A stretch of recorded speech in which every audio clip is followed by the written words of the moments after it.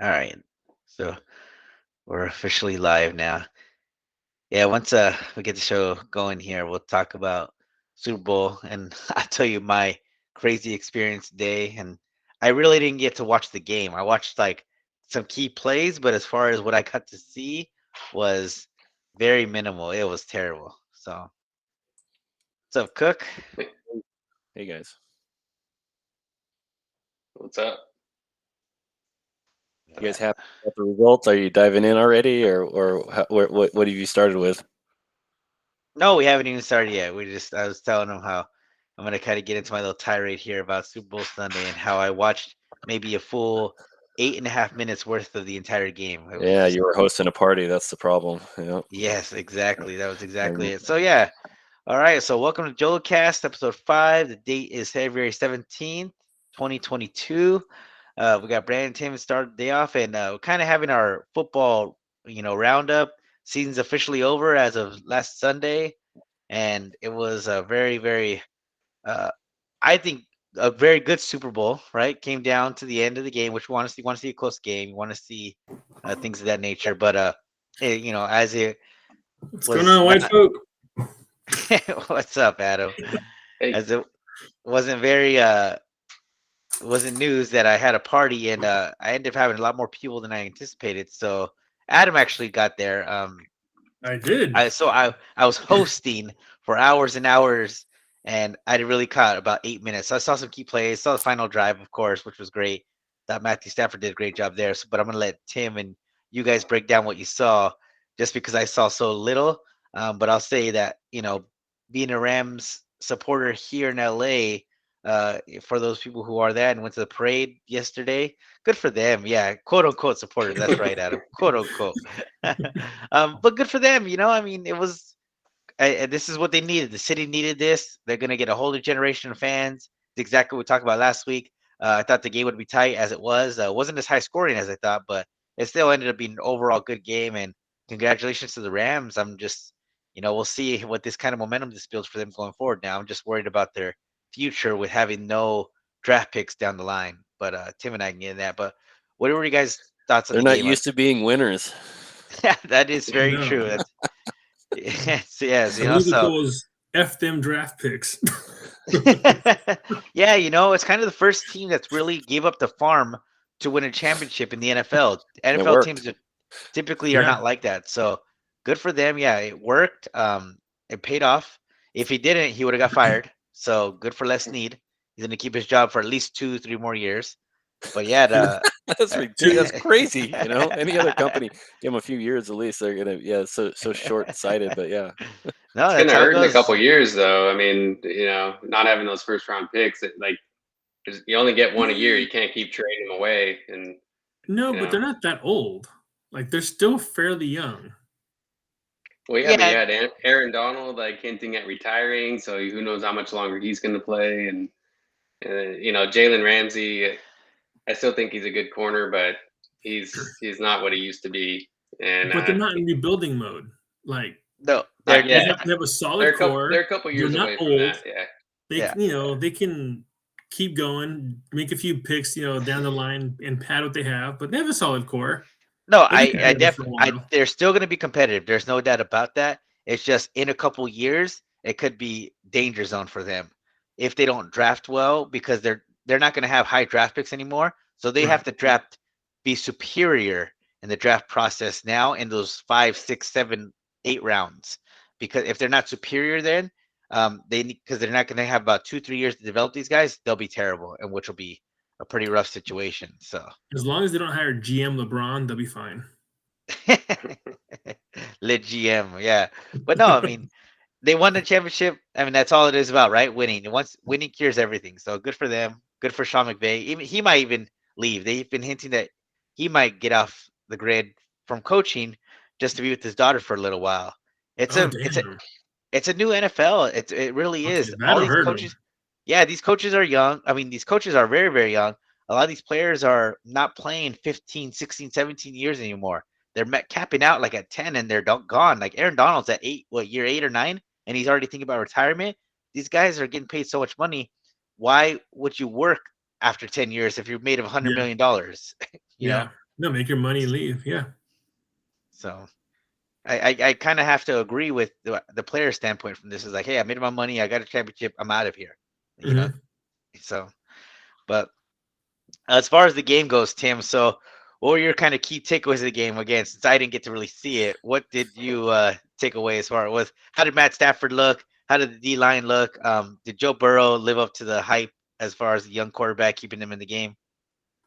Well, I mean, unfortunately, I guess you hosted a high school party, so it was a pretty good game.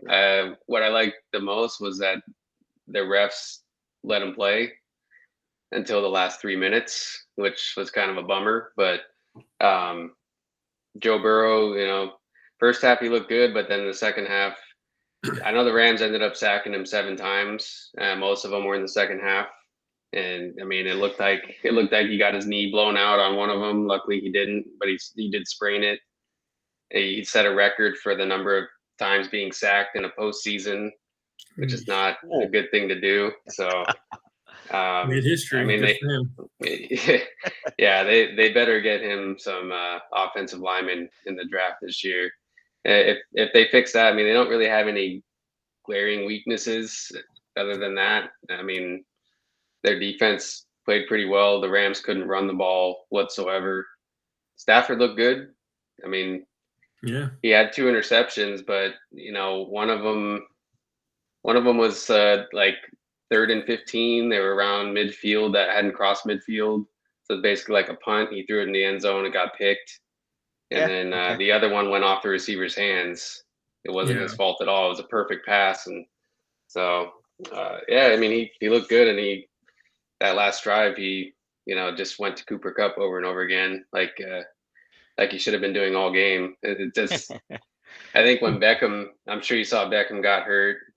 Well, I saw the Soon first as drive and I saw the great touchdown. I was like, all right, Odell's gonna have a great game. And then when I saw the injury, I was yeah, like, oh no. yeah, Yeah. that definitely affected him. Like I think Stafford was kind of out of sync for a little while after that. And when we saw that play happen, my buddy and I were like, "Oh, that looks like he probably blew out his ACL," and I think that's what happened. But yeah, Yeah. he would have had I think he would have had a huge game if he didn't get hurt. But yeah, overall, just the Bengals. I don't know if you saw like the last play of the game, that fourth down. Jamar Chase absolutely burned Jalen Ramsey, but Aaron Donald got to Burrow too quick. So if they had a little bit better protection, it might have been a Bengals win. But good game. So Well, that's why AD gets paid the money he does, right? I mean, to make oh those yeah, plays. he's. I mean, I don't know if they intentionally single blocked him, but it was a guard was the only one who tried to block him on the play, and he just didn't stand a chance. So but that's Aaron Donald's probably the best defensive player in the game. I don't even need to say it. And so when He he was might be talking what about retirement, it's like if he retires, which I think he said he's not going to this year, but maybe next year, that defense is going to be so much worse without him because he's uh, such a game wrecker. oh yeah. I mean, it's almost mandatory to have two guys on him all the times because of how athletic he is. We talked about this last week, how he is just a freak of nature when it comes to athleticism. And Yeah. I've never seen a player like that since Ray Lewis. Ray Lewis is the last comp I have to that, where he was just unguardable on the defensive end. So, Yeah. so what He's about you, got like Adam? linebacker speed, but he's stronger than anyone on the field. It's I'm not sure I've seen a defensive lineman like him before. Obviously, I'm not that old, but What do you think of the game, Adam? No, it was fun. It was a really good time. Thanks for hosting. I had a blast. I was kind of watching the game, but just passively because my kids were sword fighting with a 7-iron and a putter, and yeah, it was just I'm glad you chaos. clarified that. I thought sword fighting for a second. Oh yeah, Yeah. no, Manny had a little putting me on the side, and I'm like, all right, yeah, play golf. Next thing you know, he hit me. I was like, oh damn. And I'm like, no on guard. Put your swords down. One of my party attendees said, "Hey, those two kids are playing swords with the golf clubs." I'm like, That's their dad. He can handle that. Yeah, he didn't tell me that. I didn't hear anybody. I kind of like heard like yelling, like, "Oh, those are my boys! Damn it!" So, yeah, I was like part watching the game and kind of more listening to like listening for cries. To be honest, I was like, "Damn it!" But no, it was fun. From what I did see, it was a good game. Really, really close, closer than I thought it was going to be. Honestly, I thought Cincy was going to come out like faster and hotter than they did. So I'm glad the Rams kind of got one over on them. What about you, B? Where'd you end up watching? We were here. We hosted another little family that in the community. Keep it simple. We're 2 weeks away from our big day, so we Yeah. just wanted to simplify everything. And yeah, it was good. I was frustrated with the Rams trying to run the ball up the middle like the first quarter and a half. I'm like, what is going on here? Like, is it not obvious to anybody else? So, Tim, you didn't even mention this. Like, I just felt like their play calling was like just terrible. And I know they came out and they did it. They had a great drive, right away, which I was like, okay, that's kind of working. But then they kept toying with this, like, throw first, throw first to drop, to run second up the middle, nothing, or lose a yard, and then third down was a gamble. I just felt like they weren't even picking up on what the heck was working, and obviously later on in the second half, the defense kicked in and started like causing damage, and then the run game did open up eventually because they were kind of going left and right on the game, but they even did like a double reverse or something at some point where I'm going like, what is it? Who's play calling this stuff right now? Yeah. I think the biggest issue was they were, shuffling 3 different running backs in and out too. They had Daryl Henderson back and Cam Akers, and like, none of them could get into a rhythm either. But I mean, I thought the Bengals did a pretty good job at stopping it too.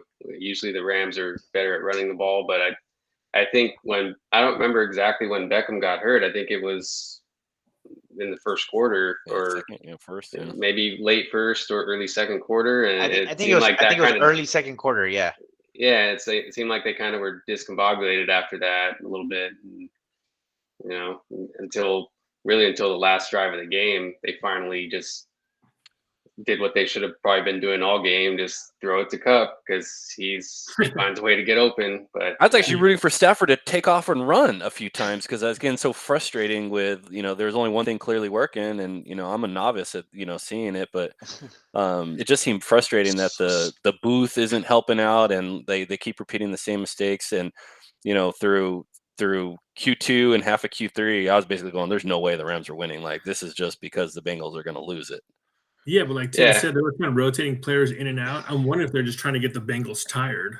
Like, there had been some kind of strategy to it, So that's what I kept reading about days after, as I was watching highlights and reading about the game. And since I didn't see it, I think their objective actually worked perfectly, right? Because it was such a boring game in that first and second quarter with how much they ran the ball. It allowed Stafford to have time on the offensive end because that defensive line was tired. Those linebackers were tired. So potentially that's how they wanted to play that, be conservative in the first half, open it up in the second half. I don't like that for a Super Bowl, and I think that's why they were happy to score early so they could do that. I think that was their plan. Their plan, their position from the get-go. Score early, play conservative, and then once they're tired, light them up at the end. And I'll bet you their plan wasn't to mix an extra kick, though, because that really created some scenarios a little later. Oh yeah, that made me some money. I'm okay with that. Yeah, you had a bet against a missed extra point. No, I won a pool. Oh, kept the numbers nice and even for me. I had 4 different pools going, and Adam, I was at the end of the second quarter, or the third quarter. Adam, my third. Adam just turned over to me. He's like, "Give me my money." I was like, "Whoa." I was like, yeah, all the right. interesting thing about that extra point though is that it was 20-16 when the Rams got the ball last. Otherwise, it would have been 2017. Yeah, it forced them to go for a touchdown. Otherwise, who knows how they might have played it? I mean, maybe they probably would have tried that anyway, of course, but it had implications up and down on both sides. It did. Maybe not as aggressive. Maybe they would have settled for a field goal and a tie, but going to overtime. But ended up working out. Ended up working out. Yeah, so bouncing off of that now, I think where the Bengals kind of faltered was their late game situational thing, right? And that's probably comes down to experience and everything. And I actually think they'll be one of the teams that will have a tough time again, though, next season. They're playing a tough division, right? Steelers are good always. Yeah. But who knows what Big Ben? Ravens will be good again. Who knows what the Browns will be? Who knows if Baker Mayfield is going to be good? So they're in a very, very tough division. For them to get back to the Super Bowl is going to be tough, but I don't doubt that they have the ability to do so. Like Tim said, if they get some offensive linemen to protect this dude, I think he was the most sacked quarterback in NFL history this season. Am I correct? I think I don't know about regular season, but Yeah. it was a record in the postseason. postseason. Yeah, I mean, it was outrageous the amount of times this guy got sacked. So I worry about his health. I don't want him to be another Andrew Luck. We all know what happened to Andrew Luck. Just get pummeled because the Colts never put an offensive line in front of him. So I hope that flame doesn't burn too quick for Joe Burrow. But speaking of the Browns, Baker Mayfield, after seeing Beckham for half a season with the Rams, is it safe to say that Baker Mayfield's a terrible quarterback? I mean, maybe it was already safe to say that, but obviously Beckham wasn't the issue, like he can still play. So he just has an attitude thing, though. There's some sort of energy with him. He's either hot or he's like not. I don't know. I just don't believe that Beckham and Mayfield ever got on the same wavelength. I think there was always animosity there, and that's on the coaching staff. That's on Baker Mayfield to not like get your best skill player, keep him happy. So who knows? Baker's got a lot of. No, he's not a good leader. That's a great point. He's not a good leader. He's got a lot of things to work on. This is contract year for him. I don't think the Browns are going to extend him, so they're basically going to say, all right, you had your surgery. Go out there and play this season. Depending on how you do, maybe we keep you on for 1 or 2 year deals. But if I was the Browns, I wouldn't throw 5-6 years at him. No way. I just wouldn't do it. No. They got too much momentum. Right. So you can upgrade with another veteran quarterback somewhere because the defense is great and their running game is amazing. So the Browns do have a good team. Yeah, that's just where their division is quarterback right now. It's unfortunately. Yeah. So, and ODB needs a big city. New York, LA can handle him. He can't handle these. Well, what OBJ needed was to be around people who are bigger than him, right? Like Sean McVay is bigger than him. Matt Stafford's bigger than him. Cooper Kupp is the number one. It's not even questioned. So Aaron Donald is bigger than him, right? So he coming into a situation where he's not the guy, and I think that's why it worked out for him. He doesn't have that pressure being the dude anymore, and I just don't think doesn't need to be that guy, which is a perfect fit for him. So, but overall, game was great. What do you guys think of the halftime show? Show thoughts? Awesome. It was built for us. Yeah, we're like exactly the demographic that they're nailing right now. And I know there was a little bit of media attention around like, oh, this is the first time we've had rapping at a halftime show. And I'm like, shut up, man. This is like demographics. This is not, black, white. This is like we're growing up. The biggest generation now is hitting, kind of peak age. So it's just only a matter of time for that dime to turn. And I'll say it again, but that money has done Dre well. He looks good. and Snoop hasn't changed because we've all been looking at him for 25 years, and he's still the same lanky master. But Eminem, I can't tell if he's aged because he's wearing so much clothing, covering himself up and stuff. But Mary J's good, and Lamar killed it, So I think it was a cool little set. I wish it was like I wanted it to go like twice as long though, because they split it up into so many little arenas, and I just kind of felt like left hanging a little bit, but I agree. But other than that, I thought it was awesome. I wish they would have got a little deeper into their sets instead of playing just the 8 Mile. It's like, all right, like you got better stuff than Lose Yourself, but whatever. I enjoyed the song list, but there's so many classics that Snoop and Dre could have done together, right? The 50 Cent thing was very questionable. I don't know why. Oh yeah, and 50 came out upside down, right? He was like, I was like, is that 50? Dang, he got swole. It's all that vitamin water. It's one. They call him $1 now. He's not 50 Cent anymore. He doubled. And I saw all his baby mamas on the floor. I was like, are they all pregnant? He's pretty hefty. Yeah. I was surprised he was holding himself up there. He looked tired though. I was like, I mean, I think we all could have done with like, no disrespect to Mary J. Blige, but I thought she was kind of out of place. And then, 50 Cent's cameo was like, if it was just Dr. Dre and Snoop Dogg and Eminem and Kendrick Lamar, then they all performed a little longer. That would have been so much better. But And they kept it real too, because even you saw like Dre and Snoop were adding in, modern elements and 2022, and they were changing it up. And I don't know if it was on the spot. They probably had it like teed up, but I miss it. I just want to see them kind of get back in the action and give them that that cred, that video time that they've already earned, and they're the masters, but it's our generation rules now. So country, it's time to kind of move out a little bit. Like Tim said, I think less is more. Maybe 2 fewer performers and just more time for the the big So if they would have dropped 50 and Mary J. Blige, my only gripe with this was that they didn't bring Ice Cube out, right?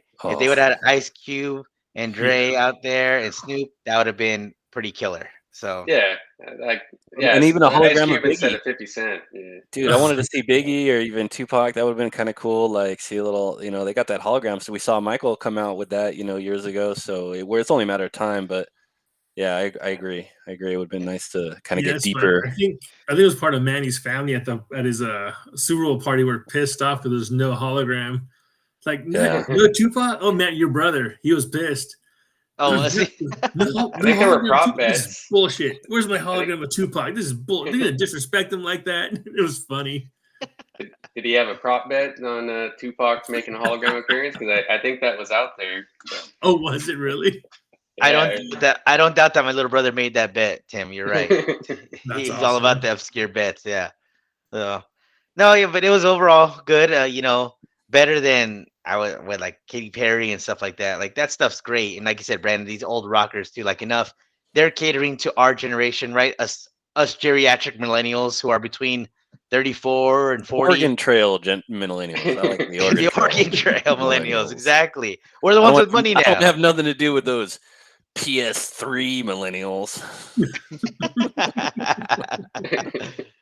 Yeah, so we have the money. Yeah, give us entertainment. We'll spend money as long as you give us the people that are going to entertain us. So I think they're on the right track there. So good job NFL doing that. Did you guys feel bad for the crowd in the back? I felt like the set was just designed for the camera, or the south half of the stadium, or what? Yeah, I couldn't see anything until they got up top. Like, and obviously they have the huge, panorama TV and stuff. But it was, it kind of felt like even awkward for the camera. I was like, you guys can't move this around a little bit, or spin the stage, or like have that house boxes all facing different directions, or something. But no, like the those sets that they build on the stages, like on the fields, always face like the premium luxury boxes. And then everybody else kind of gets like the ass shot. Nice. Sounds about right. What about commercial wise? I did go back and watch like the top 15, top 10 commercials. Everybody give me their number one commercial of the night. Larry David. The crypto Larry David. I thought that was really hilarious. That was a good one. I'm just annoyed that he's just celebrating his life at this late stage. Like he must hold a lot of real estate that needs to go on listing, and to give him like another win, like to see him up there, it just seems to have this smirk on his face, and which obviously he's lovable and we do love him, but what kills me about him is like every time you see him, he's playing the same character, so there's no surprises. So he evokes eyeballs, no matter what he's gonna do. So I have to give him a little credit. It was kind of lovable seeing him quote unquote be wrong. Yeah. Someone, when that came on, someone that in the room was like, "Is that Larry David?" And it's like, of course it is. That's Larry David 100% of the time. Like you always know when you see him. But, right. Yeah, he's always got the same mannerisms, same crackly, voice. Yeah. I feel like it's Michael Keaton that he can only play Beetlejuice. If you ever see him in any of his roles, he's always just playing Beetlejuice. It's just a lighter version of Beetlejuice. Oh, man. I actually, honestly, I didn't like. I was distracted during the commercials. It was kind of the opposite for me, Manny. Like, because I was at my friend's house, we hadn't seen him in a while, and they've got a 4-year-old who we hadn't seen in a while as well, and he's like, a person now, and he kept wanting to play and do all this stuff. So I didn't really see a lot of them. I remember seeing the E-Trade baby made a comeback, but I saw the Larry David commercial. I don't really remember much else, to be honest. So. The Austin Powers not Mini Me, what's his name? Dr. Evil. Me. I will call you Dr. Baby Me. Yeah, Baby Me. That's Baby what it was. Yeah, I saw the Austin Power ones the day after. I thought that was pretty funny. I was like, that was good. Michael Myers. What I definitely saw was a lot of pulling from historical, like, again, our generation's kind of stuff, right? Like, Yep. that's what they're catering to. I was waiting for Jim Carrey to come out saying, "Alrighty then." Oh no, he did come out. There was a cable guy commercial. So there was. There was a cable guy commercial, yes, and he came into the house. It was long too. It was a almost Verizon. Uncomfortable. It was a Verizon one, yeah. So he was like doing the whole cable guys. He had the lisp going. Yeah. Oh my God. Yeah, it was very, very strange. They stretched his face back to make him. I don't know if you saw that. It was creepy. Well, he's coming out with, that new next Sonic movie, so he's still, he's back to doing comedy. I told Adam the other day, I was like, yeah, at least he's doing comedy again. I didn't like seeing him. No more dramas with Zoe, please. Yeah, no. No. Please no. Yeah, but Super Bowl season's over, and we're got a way back now to September. By the way, did you watch any of the golf, the Waste Management Cup or whatever, right as we were leading into the Super Bowl? Did you see the playoff? I did not. Oh, okay. Let me know. I was cooking burgers for 2.5 hours for my damn guest. It was terrible. Good. Yeah.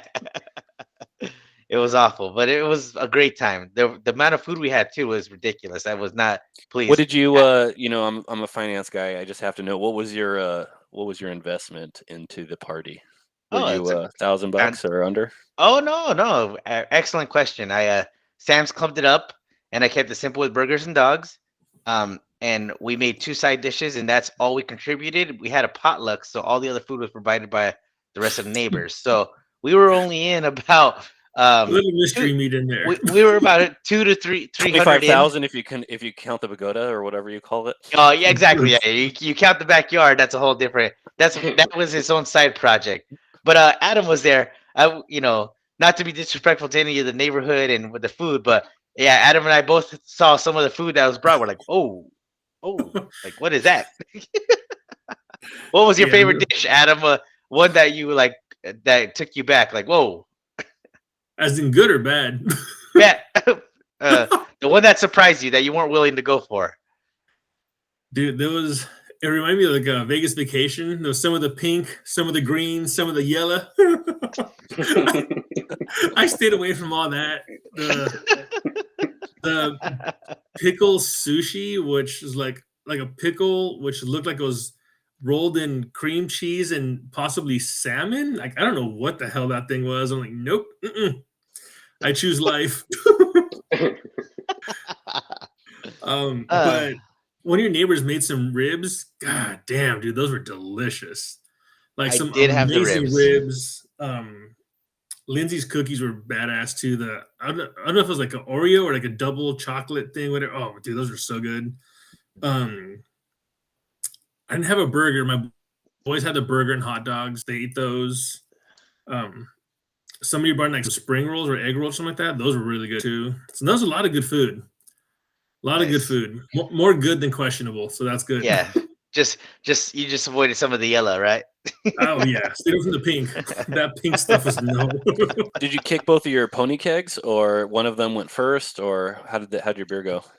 Outstanding question. So the new tap was working great. So I have 2 new taps, yeah, and the metal keg, which had Modelo in it, when I tapped it, worked fine, worked great. The other keg was a plastic 5-gallon keg from Bottle Logic, and it had a 714 blonde ale in it.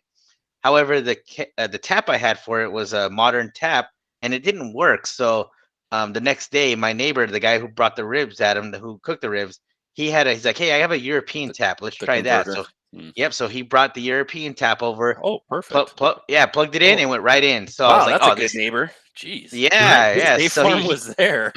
Dude, I'm jealous of Manny's neighbors. No joke. For all Yeah. the crap we talk in Jolo. I know, right? None of us it's- want to live next to each other, though. No, Manny's got some kick-ass neighbors. Like they all like super nice. They all showed up. Were like, really friendly, super helpful. Like I was jealous. Like all my neighbors are like shut-ins, man. It's crazy. So I'm pretty jealous. That was awesome. Yeah, no, it was a good turnout. I was happy how that went down. But yeah, my neighbor helped me tap my second keg, so I've had both going, and I've had a couple beers every night. It's been wonderful. So it's a dream come true. It's the only thing in my bar that I wanted to be operational with my So keg. you came all the way down to Bottle Logic for that blonde, then? Interesting. How They much? had, yeah, Give me an idea for that pony keg. What was it? $100 or $50? yeah, no, 65. So Yeah. as a 5 gallon, Not yeah. bad. So Perfect. not bad. Yeah, Perfect. Yeah. not bad at all. Everything's staying cold out there too. The fridge works, the system works, and what do you got? You got Yep. CO2 hookup, and Yep, got CO2, got my regulator going. I'm and actually, you have like a refillable canister for the CO2, or how do you do that? yeah, it's a refillable canister. If I take it to any like Windsor or any Phantom Ales or whatever, they'll Oh. refill it. Yeah, it's refillable. So Oh, nice. that's And nice. I love Phantom, so next time you got to go get that refilled, let's stop in real quick for 5 minutes. That'd be fun. Oh yeah, definitely. And I'll probably get my next keg from them once the Modelo's done. I'll probably go there, and because Cool.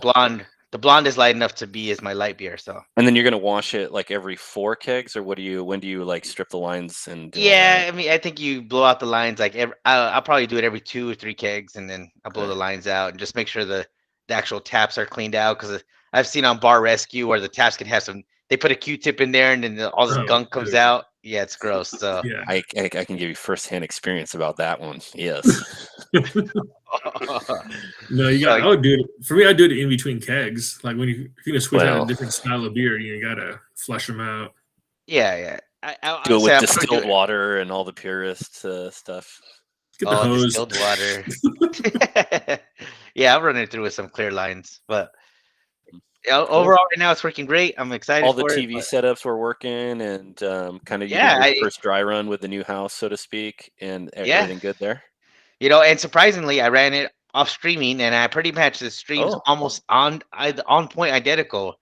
Wasn't that impressive, Adam? I was like, Yeah, typically you can't those. get them. No, yeah. What? Two yeah, the outside, crop one appearing by in the your inside, kitchen, and yeah. like 10 TVs or some shit going, man. It was Yeah, crazy, but no, yeah, they were all. I think the one inside the house was like 5 seconds ahead than the yeah, ones outside. But other than that, yeah, it was great. yeah. No, I was pretty happy about that. So not bad, not bad overall. But next year we do better, and we'll see how it goes. But I know next year hopefully Brandon can come and he'll have his 3 kiddos, Bart, Lisa, and No, Maggie. negative. No, we're not. I'm not. I want to drink. Like Tim said, he was saying, "Oh yeah, my friend's kid is a person." No, he's not a person. That is terrible, Tim. That don't respect a 4-year-old. You don't have children, Well, obviously. well, I mean, like the last time Just kidding. we saw him, like he didn't talk. He didn't do like he didn't Yeah, even they seem to know we were shouldn't. there.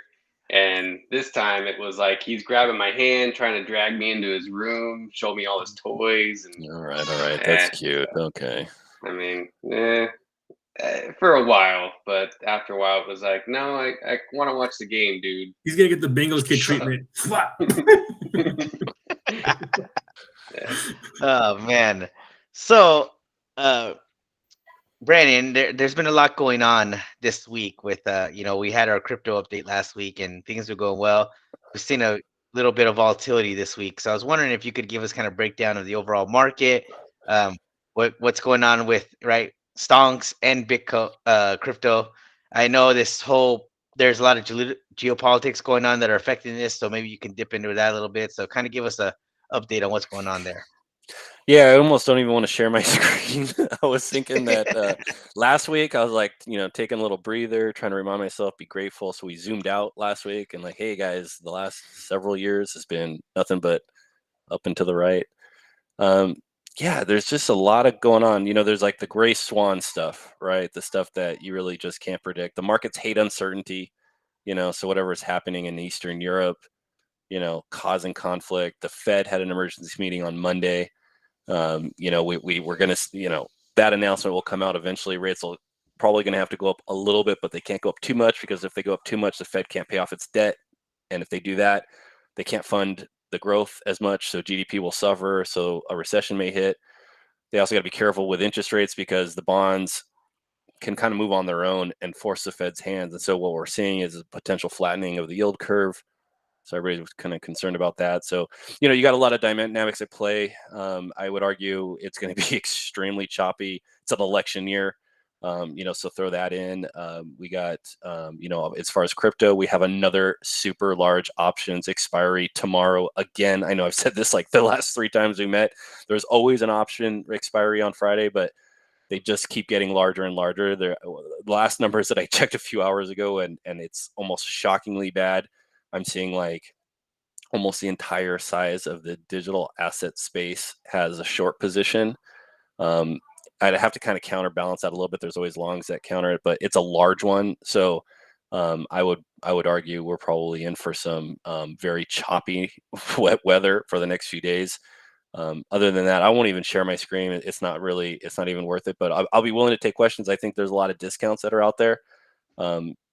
Especially if you're looking at like long-term buys. But yeah, where do you guys want to start? I have nothing for you. I was going to kind of show you charts around adoption levels. There's still positive news for digital asset space. Stocks are okay. I think, generally, I was always a big fan of just have 3 simple ETFs, have your S&P 500, have your small and mid cap, and have your international. Vanguards are great funds because the fees are so low. So just play that passive game and ride the market with it. And right now I'm kind of thinking a little otherwise. I've been kind of chopping off some of my ETFs on the lower end, because I worry about these zombie companies dealing with higher interest rates, trying to manage some of their debt positions. And if they don't start showing earnings in year 2 or 3, they'll get washed out. So I think we're experiencing some of that. But zooming out, I think there's a lot of positivity here, but, I'll probably be singing the same tune through the summer until we kind of get more, I'll say, certainty from the Fed, and we kind of know what that outlook looks like. We see what happens with the bond market, which is the biggest market. And then, obviously we'll see what happens with the election results. I think more and more politicians are coming out in favor of crypto. So there's a lot of positive news there, but they don't yet have the cohort or the quorum to really make that happen. So I think this election cycle, it's very much about protecting the banks, protecting the institutions. But we're seeing great news around Colorado. You can pay taxes with Bitcoin. That's a start. Ohio, there's a congressman that's very pro Bitcoin. So you can kind of see, the seeds being, planted for a very strong or safe regulatory environment, but we don't yet have the politicians to protect the consumers yet. And so the banks are lobbying heavily to have the politicians kind of slow down the regulatory process, in my opinion, so the banks can kind of prepare themselves, or the big institutions can prepare themselves. But you guys probably saw Buffett came out just on Monday. I mean, this dog, he's been poo-pooing crypto all these years, and guess what? We just found out he just sold Visa, MasterCard, the old rails, and he just bought a Brazilian bank that's sitting on a huge digital asset position. So, Munger at 98, got 2 out of 3 right, as I like to say. He came online the other day or yesterday and talked a little bit about the space. Still poo-poos Bitcoin because he would never, come to understand it, but he put down gold, which I think is right.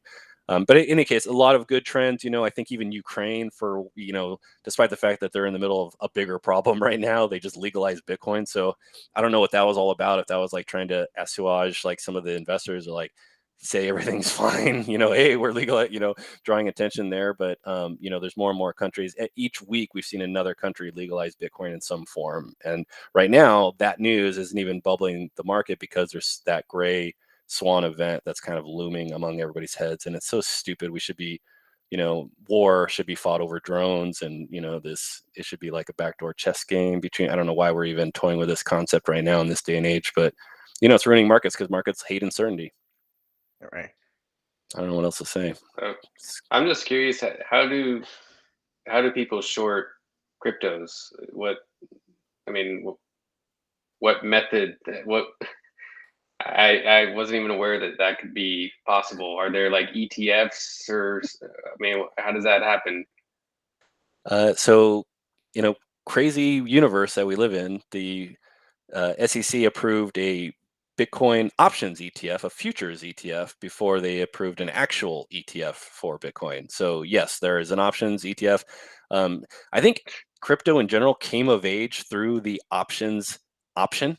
So we know about meme stocks, and what contributes to the volatility in the space is that there's these exchanges out there. Kraken's a good one. FTX is one of the big ones with Sam Bankman-Fried, SBF, that they allow non-accredited investors, i.e., the meme coin folks, to take on 10x of leverage by longing and shorting digital assets. This is a game that it took me like 10 years to open up all four of the main options, because I had to establish creditworthiness and become accredited and, go through these nightmare. I got to fill out these forms every year with these banks in order to just be able to do uncovered calls or naked puts. And crypto came up into adolescence, with that availability for anybody. And so, to answer your question, Tim, there are plenty of exchanges that will, with some creativity, allow, a 17-year-old, I'm not recommending it, of course, I don't do it, but to take on like over 10x exposure. Meaning, the simple rule is if you are able to get 10x exposure, if a stock goes down, 10%, then your entire position can be wiped out. Or if it goes on the opposite side, there are ways where you can actually take it up to like 30x, where you can take a 10x option on an option, and that's what contributes to a ton of this volatility. But there's king making ability kind of in that environment. So there are plenty of exchanges that will allow you to gamble with these extreme positions up or down. And yeah, unfortunately, it's kind of it is a healthy part of the market. I hate to say it that way, because there are plenty of novice investors that'll just gamble with $1,000 and they'll buy a 30x short position, and as long as if the stock goes up by 1%, they can like triple their money or quadruple their money in a day, and so that's why they do it.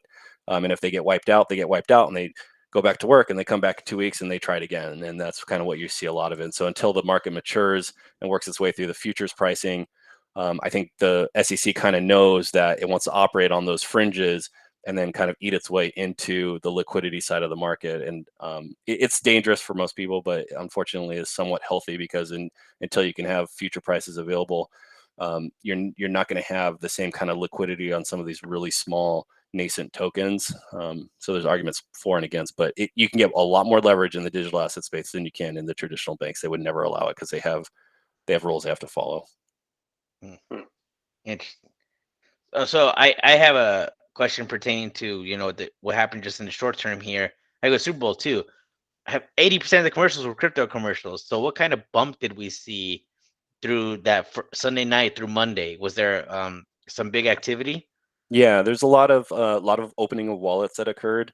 So we saw Coinbase go down. I think they saw like 30 million hits on that, on their site like that night. I don't know if that's true yet. A lot of this stuff will kind of come out over the next few days, but typically what you'll find is people will get their accounts opened, and it'll take them several days to follow up on the KYC, the know your customer, and then figure out how to fund it. And then once they fund it, they figure out how to, their first fund is usually easy, and then when they try to go and do a reoccurring buy, that's where the banks will, through the old rails, kind of reestablish an identity check, and then for 4 or 5 or 6 business days later, you tend to see a little bit of an upswell. So I'm watching it. There was definitely a lot of wallets getting created since the Super Bowl.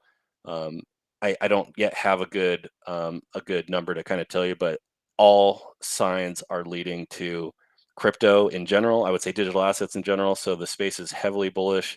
Tons of data just continually are positive. I think that the problem that we're having is there's a couple of gray swans that are happening in the background that are not really enabling crypto to move. And as a lot of people are aware, crypto runs 24/7, and so it's able to be traded at night when the major exchanges are closed. And so we tend to see a lot of volatility as the planet turns, and it puts people off.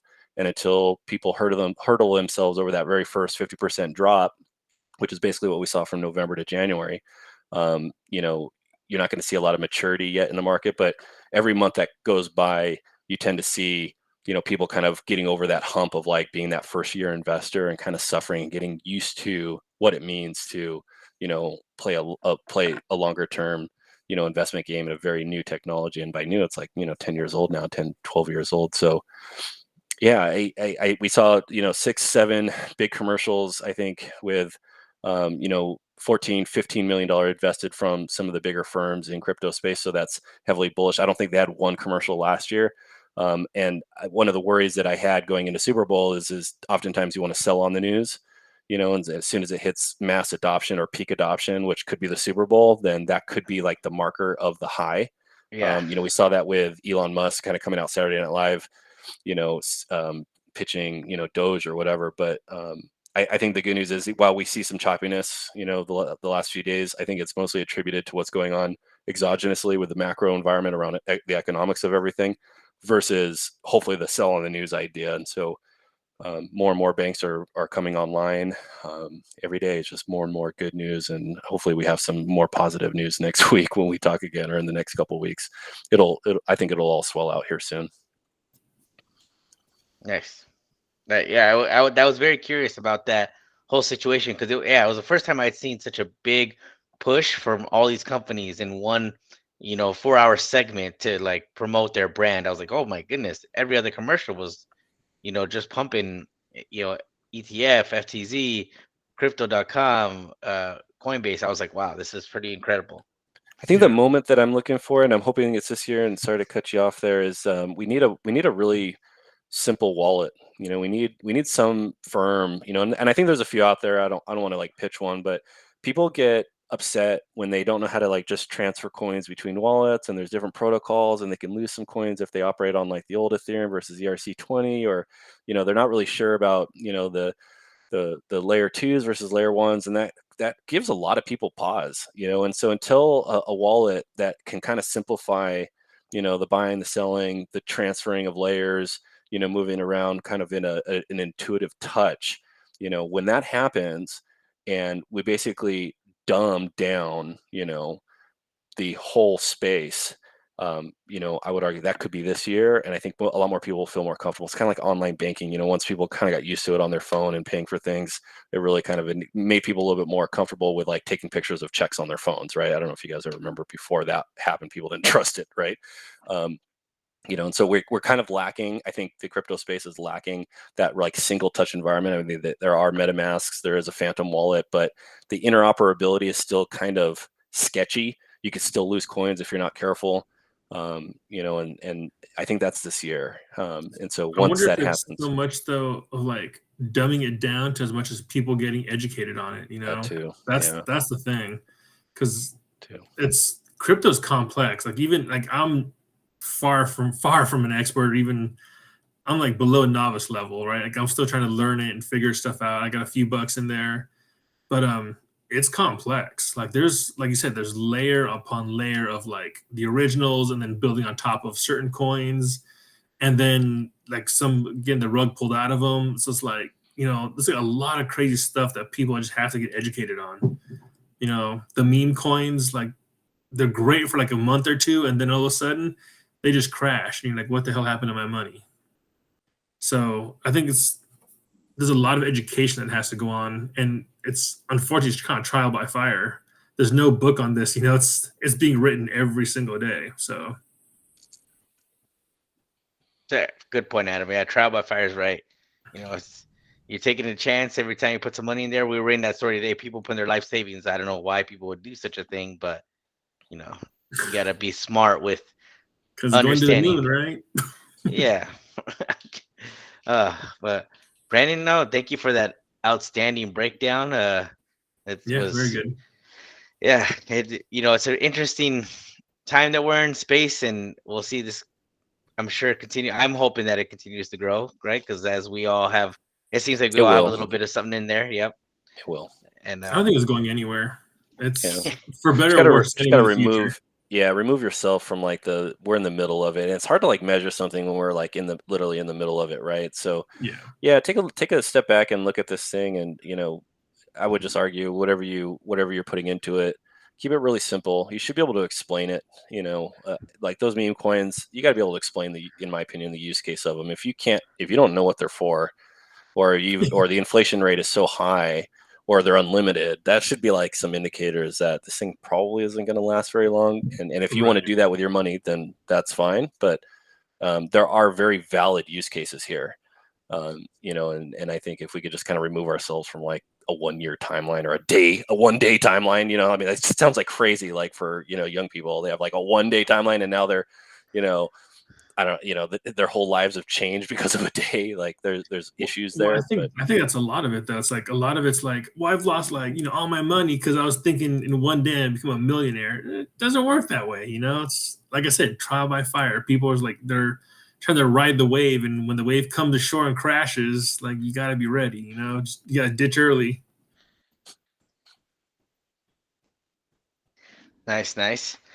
All right, so I kind of wanted to put a kind of a little funny sketch out there because we had some of our friends go to the NFL experience before Super Bowl, and there was a unique scenario where our friends got to be basically part of a draft process.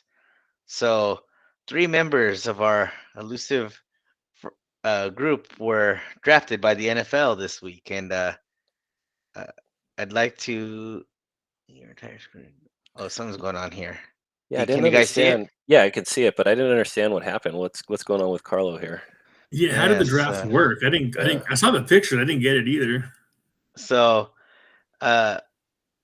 here is the first draft pick.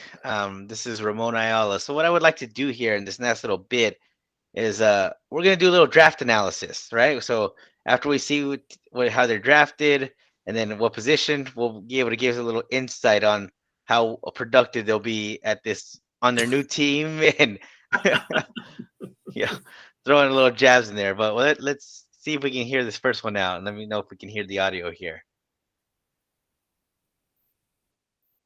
Yeah, usually you need audio return channel set up, so I can't hear anything. If you can hear it, I can't.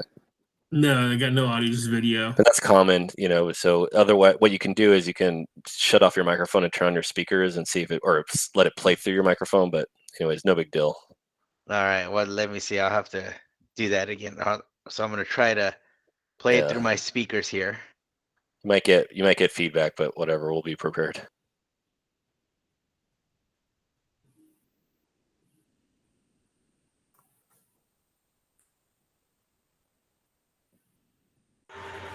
There it is. Yeah. All right. So you guys can hear me through there. I'm gonna try to play this again, and let's see if we can get this audio to play through real loud. Okay.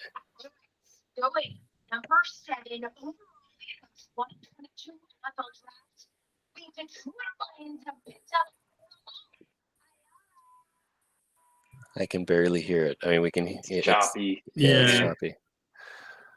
By the way, drafted number 1 by the Detroit Lions. So Ramona Ayala was drafted by the Detroit Lions. I think this draft pick is, I'd give it a B- or so. I think the Lions didn't do a good job on checking his health. The guy only's got 1 lung, so he's playing with very low air capacity. We all know Carlos from his past, but he has had good health habits since his younger days. We used to call him Shaq, and now he's the skinniest one of all of them. So at least, but I think the Lions probably did better with this pick than our other 2 cohorts in their picks. So let's see who the Jets drafted. Can't believe we're actually doing this, Manny. There's only so much satire I can take.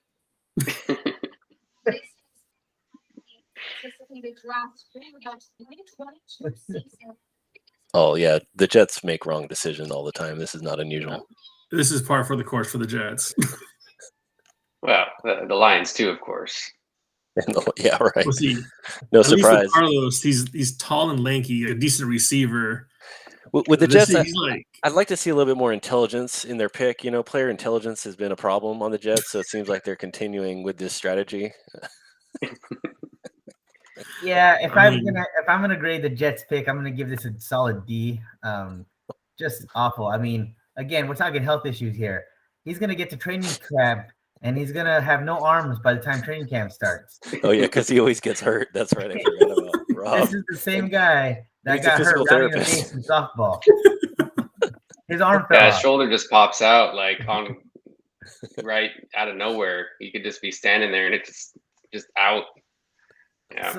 So unless they drafted him to kick, I don't know where he's going to play, what position he's going to be in. I mean, Even where you froze it, like look at the look on his face right there. He's like, they just made a terrible pick. I hope he gets a signing bonus because this is not going to pan out well for the Jets and for Rob. You know, this is going to be a short-lived marriage, most definitely. Every team's a tackling dummy. There you go. Yeah. He's definitely a scout teamer. Yeah, good job, Jets. Do we feel worse for the Jets or do we feel worse for Rob that he got drafted by the Jets? The Jets. Okay. Yeah, we feel worse for the Jets. I think what we can be safe to assume is the Jets are going to play the Lions for the worst record in the league next year. We're very close to that, most definitely. And our last member who getting drafted by Danny's going to get drafted to the Redskins?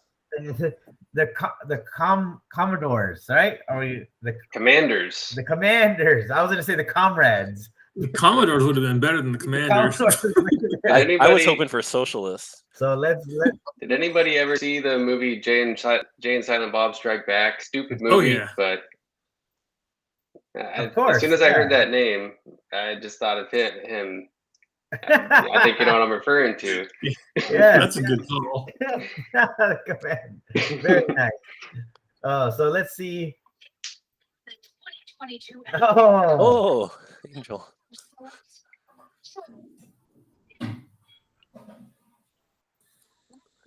Nice proper salute there. Does he get to keep this shirt or what?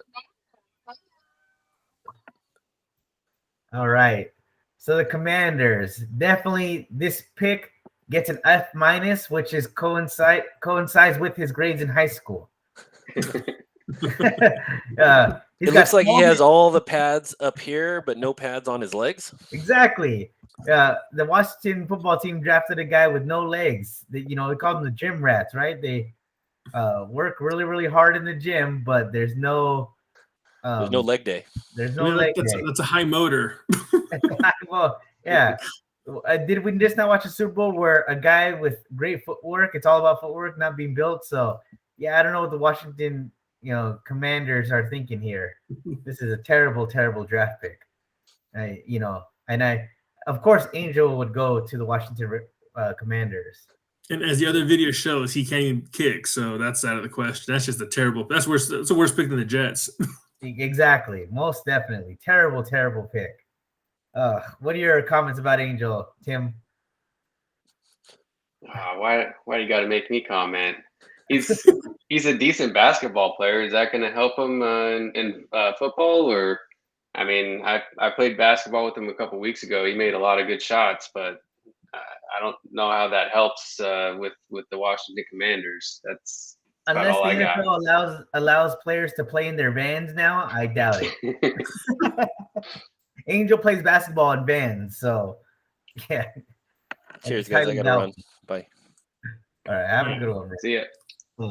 So yeah, there we go. That's our draft special. So our guys got drafted, and it was a terrible draft process, and I'm not looking forward to it at all. So I'm glad I didn't go to that. What I learned though is it's the Commodores. That's my takeaway.